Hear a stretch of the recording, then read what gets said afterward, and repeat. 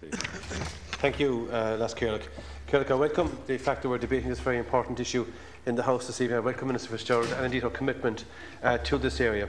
I have been championing this area, and in particular, Cearlaigh, the need to establish a bilateral agreement between Ireland and Ethiopia due to the latter country's inability to ratify the Hague Convention. On the back of these efforts, Minister Fitzgerald wrote to the Adoption Association of Ireland in December, giving approval for the commencement of the process of examining the feasibility of a bilateral agreement with Ethiopia. The Adoption Association of Ireland have now commenced this process, and with the assistance of the Irish Embassy in Addis Ababa, they have sought an expert legal narrative and description of the current Ethiopian adoption law. This will be examined by the EAI to test for compatibility and compliance with the Adoption Act 2010. This represents a very significant milestone in seeking to promote relations between Ireland and Ethiopian adoption authorities, and follows ongoing efforts by myself and indeed by others in recent months to highlight the plight of many Irish parents who are unable to adopt from Ethiopia. The Adoption Act 2010 was an extremely welcome piece of legislation, which reflected in our domestic law the highest standards and best interest of children, and that these be child-centred in every aspect. Broader issues now need to be discussed as regards the processing of adoptions for Irish couples who were deemed suitable to adopt under the new Act. In December, following a number of parliamentary questions I tabled to the Minister in this area, it transpired that none of the almost 200 couples approved to adopt under the new Adoption Act 2010 have managed to bring a child back to Ireland.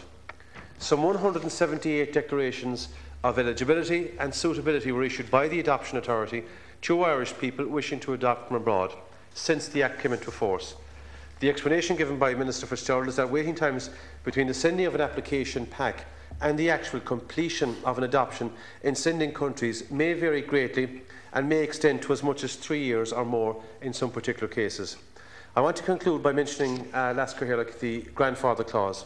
I would like to draw the attention of the House to the absence of what's known as the grandfather clause within the Adoption Act.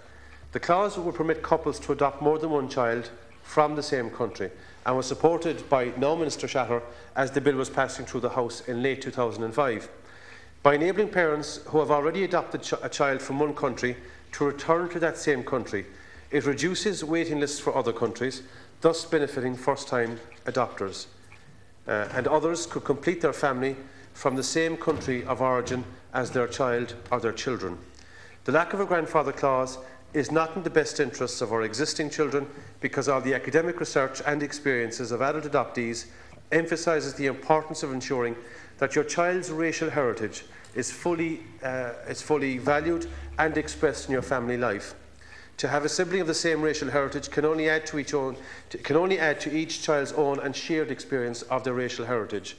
In 2005, the late Brian Lennon TD, the then Minister for Children, clearly indicated that there would be a grandfather clause in the adoption bill. In its 2005 annual report, the Adoption Board also reported that there would be such a clause.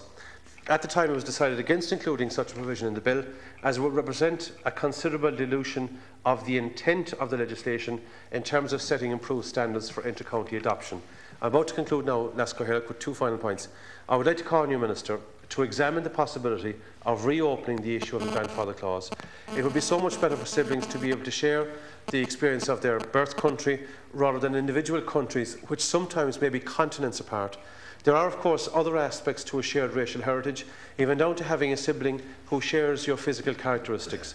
All of this goes towards helping your child have a strong identity and feel comfortable in his or her own skin. Thank you, Las Cearlaigh.